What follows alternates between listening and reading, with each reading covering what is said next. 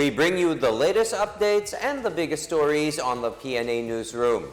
As more netizens become worried about the various reports of abductions and killings in the country, Interior Secretary Benjamin Abalos orders the Philippine National Police to come up with an official report to make sure that these are not fictitious. Abalos said it is hard to make a comment on the alleged growing crimes in the country based on social media reports alone. However, he said police presence will be intensified to deter possible crimes. I had a talk with the new Chief June Asurin. I asked him to give a report to me kasi of course may mga lumalabas kung ilang mga media, no? I just want to make sure that anong timeline ito, are these true, are these fictitious, no? Para give me that report so that paano ma-report naman natin kaagad ito sa publiko. No? So I'm just waiting for that report. He informed me that he gave me numbers at sinasabi niya sa akin there were some that were there about years ago, months ago, nire-rehash daw, etc. So it will be hard to comment on something that we do not have the numbers yet. No?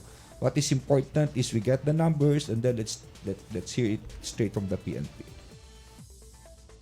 Social Welfare Secretary Irwin Tulfo assured families affected by Typhoon Florida of government aid. In his situational report during the press briefing in Malacanang this morning, Tulfo said more families in the evacuation centers in the Cordillera and Regions 1 and 2 have already went back to their homes as floodwaters recede. Floodwaters also recede in Mindanao caused by monsoon rains. These are in Zamboanga and in Sarangani. 4 families whose houses were destroyed by the inclement weather received 10,000 pesos assistance each. Moreover, DSWD Under Secretary Marco Bautista reports that displaced families in Region 1, 2, and 3 and CAR and NCR has reached 2,213 families or 7,716 individuals.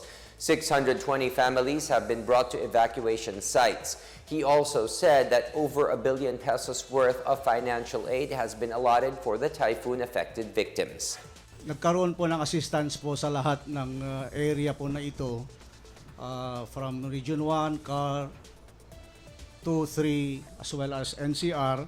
At nagkaroon ng total assistance from DSWD as well as the local government units ng 1,113,466 pesos na ito po ay naipamigay sa mga affected families as well as nasa evacuation centers natin.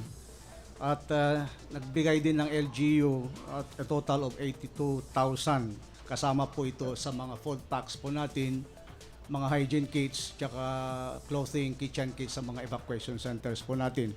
So far, umaalis na po sila sa evacuation center at umuwi na po sila sa mga kanilang bahay po. Wala na rin pong mga flash floods so far po sa ngayon. And in sports, the Philippine Sports Commission will be busy this 2023 as it backs the national team in 9 major competitions around the globe. The Commission proposed a total budget of more than 546 million pesos to the Department of Budget and Management for 5 of these 9 sporting events. The biggest portion of 250 million pesos is for the country's participation in the 32nd Southeast Asian Games in Phnom Penh, Cambodia on May 2nd to 16, 2023. The PSC hopes that the national athletes would surpass the previous 4th place finish in the biggest biennial multi-sport event in the region. The other competitions that the PSC are preparing for are in the 12th ASEAN Para Games in Cambodia, the Hangzhou Asian Para Games, 2 world-level competitions of FIBA and FIFA, the 19th Asian Games, the 4th World Combat Games in Riyadh, Saudi Arabia, the 6th Asian Indoor and Martial Arts Games in Bangkok, Chonburi, Thailand, and the 2nd World Beach Games in Bali, Indonesia. The Philippines has deferred the hosting of the 12th ASEAN Schools Games in Dumaguete City in November. Vice President and Education Secretary Sara Duterte told ASEAN officials about the deferment in the light of the rise in COVID-19 cases in the country and the lack of sporting venues. Dr. Salustiano Jimenez, DepEd Region 7 Director, also cited the resumption of face-to-face classes along with the use of classrooms as venues and accommodation.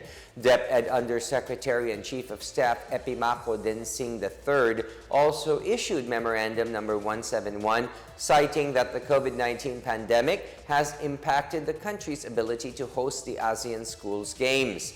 The memo stated that all activities in relation to the ASEAN School Games were ordered suspended. Jimenez said Dumaguete Mayor Felipe Antonio Remolyo is hopeful that the Philippines may still be able to host the Games next year. And that is the latest and the biggest stories from the PNA Newsroom. I am William Theo. Good evening, everyone.